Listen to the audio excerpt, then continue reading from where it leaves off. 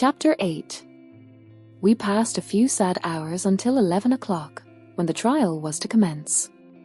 My father and the rest of the family being obliged to attend as witnesses, I accompanied them to the court. During the whole of this wretched mockery of justice, I suffered living torture. It was to be decided whether the result of my curiosity and lawless devices would cause the death of two of my fellow beings, one a smiling babe full of innocence and joy, the other far more dreadfully murdered, with every aggravation of infamy that could make the murder memorable in horror. Justine also was a girl of merit and possessed qualities which promised to render her life happy. Now all was to be obliterated in an ignominious grave, and I the cause. 1,000 times rather would I have confessed myself guilty of the crime ascribed to Justine, but I was absent when it was committed, and such a declaration would have been considered as the ravings of a madman and would not have exculpated her who suffered through me. The appearance of Justine was calm. She was dressed in mourning, and her countenance, always engaging, was rendered, by the solemnity of her feelings, exquisitely beautiful. Yet she appeared confident in innocence and did not tremble, although gazed on and execrated by thousands, for all the kindness which her beauty might otherwise have excited was obliterated in the minds of the spectators by the imagination of the enormity she was supposed to have committed. She was tranquil, yet her tranquillity was evidently constrained, and as her confusion had before been adduced as a proof of her guilt, she worked up her mind to an appearance of courage. When she entered the court, she threw her eyes round it and quickly discovered where we were seated. A tear seemed to dim her eye when she saw us, but she quickly recovered herself, and a look of sorrowful affection seemed to attest her utter guiltlessness. The trial began, and after the advocate against her had stated the charge, several witnesses were called.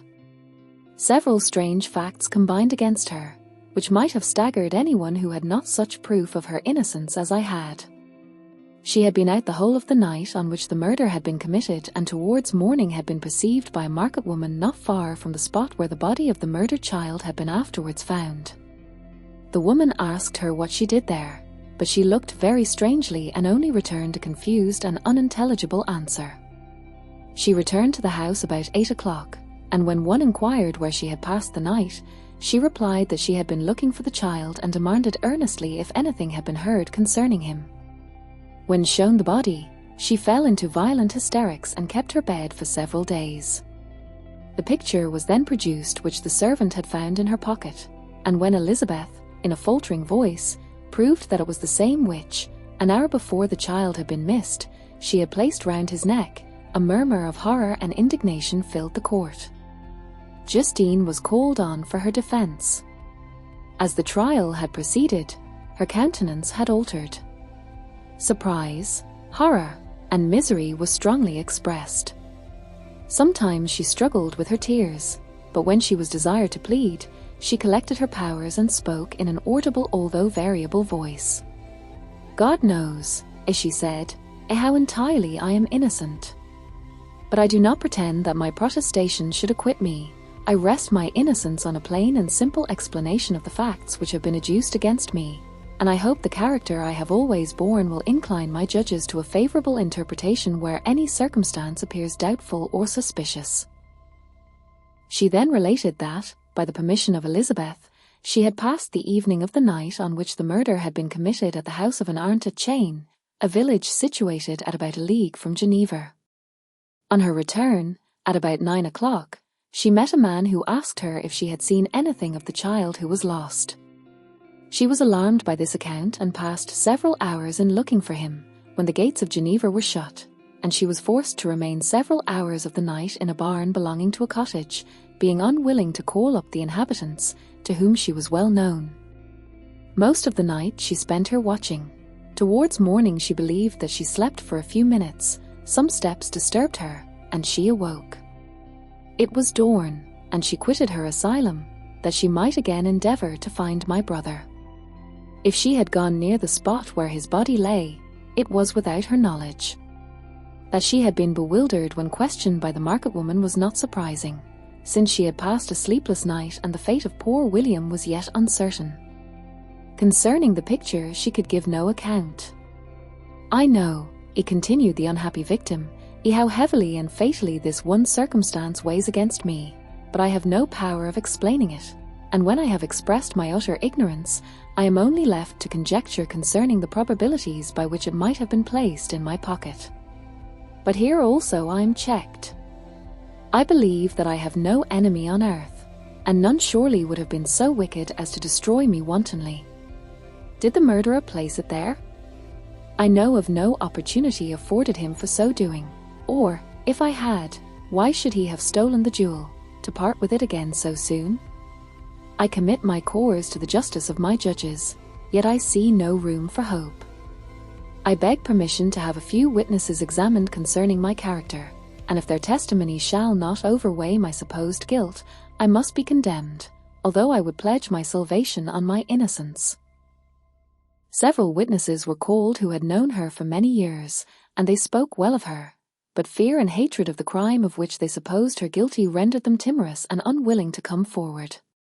Elizabeth saw even this last resource, her excellent dispositions and irreproachable conduct, about to fail the accused, when, although violently agitated, she desired permission to address the court. "I am," said she, "the cousin of the unhappy child who was murdered, or rather his sister, for I was educated by and have lived with his parents ever since and even long before his birth.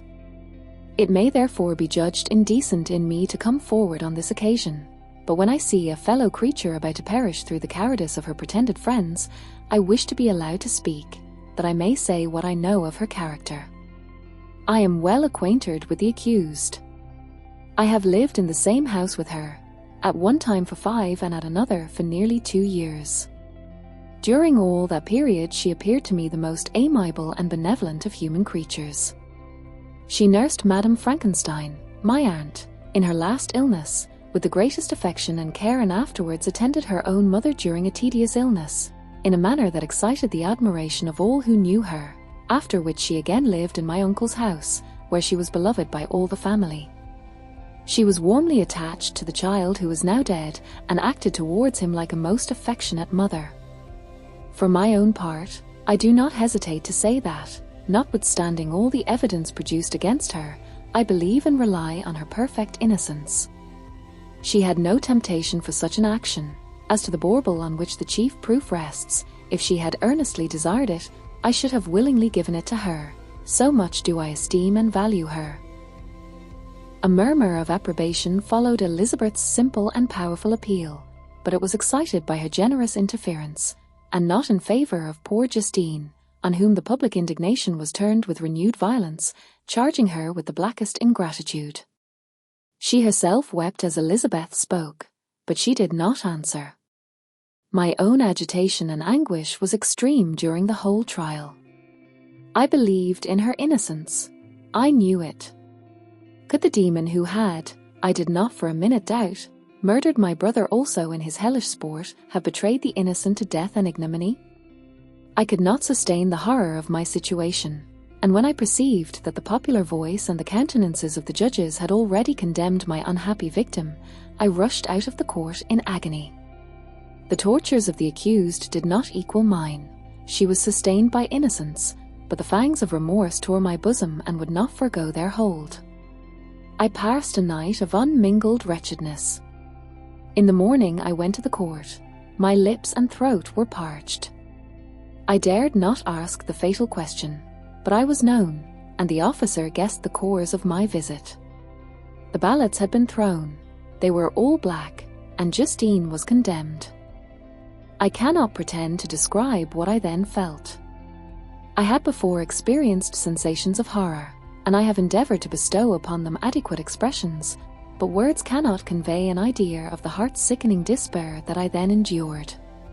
The person to whom I addressed myself added that Justine had already confessed her guilt. That evidence, he observed, it was hardly required in so glaring a case, but I am glad of it, and, indeed, none of our judges like to condemn a criminal upon circumstantial evidence, be it ever so decisive. This was strange and unexpected intelligence. What could it mean? Had my eyes deceived me? And was I really as mad as the whole world would believe me to be if I disclosed the object of my suspicions?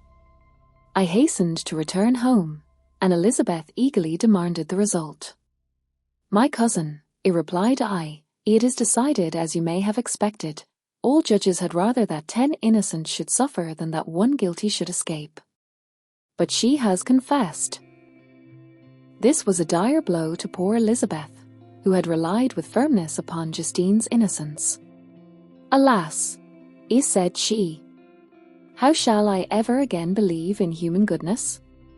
Justine, whom I loved and esteemed as my sister, how could she put on those smiles of innocence only to betray? Her mild eyes seemed incapable of any severity or guile, and yet she has committed a murder." Soon after we heard that the poor victim had expressed a desire to see my cousin. My father wished her not to go, but said that he left it to her own judgment and feelings to decide. "Yes," said Elizabeth, "I will go, although she is guilty, and you, Victor, shall accompany me. I cannot go alone." The idea of this visit was torture to me, yet I could not refuse. We entered the gloomy prison chamber and beheld Justine sitting on some straw at the farther end. Her hands were manacled, and her head rested on her knees. She rose on seeing us enter, and when we were left alone with her, she threw herself at the feet of Elizabeth, weeping bitterly. My cousin wept also. "Oh, Justine," said she, "why did you rob me of my last consolation? I relied on your innocence, and although I was then very wretched, I was not so miserable as I am now. And do you also believe that I am so very, very wicked? Do you also join with my enemies to crush me, to condemn me as a murderer?" Her voice was suffocated with sobs. "Rise, my poor girl," said Elizabeth. "Why do you kneel, if you are innocent? I am not one of your enemies. I believed you guiltless, notwithstanding every evidence, until I heard that you had yourself declared your guilt. That report, you say, is false, and be assured, dear Justine, that nothing can shake my confidence in you for a moment, but your own confession." I did confess, but I confessed a lie. I confessed that I might obtain absolution, but now that falsehood lies heavier at my heart than all my other sins. The God of heaven forgive me. Ever since I was condemned, my confessor has besieged me. He threatened and menaced, until I almost began to think that I was the monster that he said I was. He threatened excommunication and hellfire in my last moments if I continued obdurate. Dear lady, I had none to support me. All looked on me as a wretch doomed to ignominy and perdition. What could I do? In an evil hour I subscribed to a lie, and now only am I truly miserable." She paused, weeping, and then continued, "I thought with horror, my sweet lady, that you should believe your Justine, whom your blessed aunt had so highly honoured, and whom you loved, was a creature capable of a crime which none but the devil himself could have perpetrated. Dear William, dearest blessed child, I soon shall see you again in heaven, where we shall all be happy, and that consoles me, going as I am to suffer ignominy and death. Oh, Justine, forgive me for having for one moment distrusted you. Why did you confess? But do not mourn, dear girl. Do not fear. I will proclaim, I will prove your innocence. I will melt the stony hearts of your enemies by my tears and prayers. You shall not die. You, my playfellow, my companion, my sister, perish on the scaffold. No, no, I never could survive so horrible a misfortune." Justine shook her head mournfully. "I do not fear to die," she said, "that pang is past. God raises my weakness and gives me courage to endure the worst. I leave a sad and bitter world, and if you remember me and think of me as of one unjustly condemned, I am resigned to the fate awaiting me. Learn from me, dear lady, to submit in patience to the will of heaven." During this conversation I had retired to a corner of the prison room, where I could conceal the horrid anguish that possessed me. Despair! Who dared talk of that? The poor victim, who on the morrow was to pass the awful boundary between life and death, felt not, as I did, such deep and bitter agony. I gnashed my teeth and ground them together, uttering a groan that came from my inmost soul. Justine started. When she saw who it was, she approached me and said, Dear sir, you were very kind to visit me. You, I hope, do not believe that I am guilty?" I could not answer. "No, Justine," said Elizabeth. "He is more convinced of your innocence than I was, for even when he heard that you had confessed, he did not credit it. I truly thank him. In these last moments I feel the sincerest gratitude towards those who think of me with kindness. How sweet is the affection of others to such a wretch as I am! It removes more than half my misfortune, and I feel as if I could die in peace now that my innocence is acknowledged by you, dear lady, and your cousin." Thus the poor sufferer tried to comfort others and herself. She indeed gained the resignation she desired. But I, the true murderer, felt the never-dying worm alive in my bosom, which allowed of no hope or consolation.